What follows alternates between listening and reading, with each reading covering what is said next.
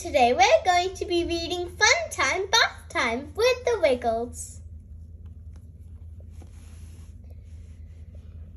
It is bath time for Wags the dog, so he can get all nice and clean.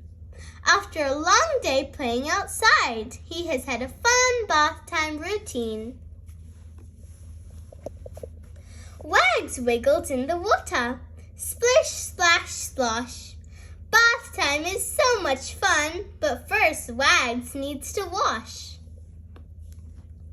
Wags soaps up his tummy and his arms, his legs and his toes.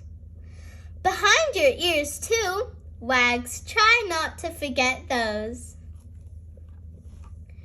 Wags shampoos his hair too. Scrub-a-dub-dub. Wags washes everywhere while he sits in the tub. Time to rinse off the soap. The washing and scrubbing are all done. Now Wags can play with his bath toys. Bath time is so much fun. I hope you enjoyed reading this book with me. I hope you have a fun bath time. Bye. See you next time.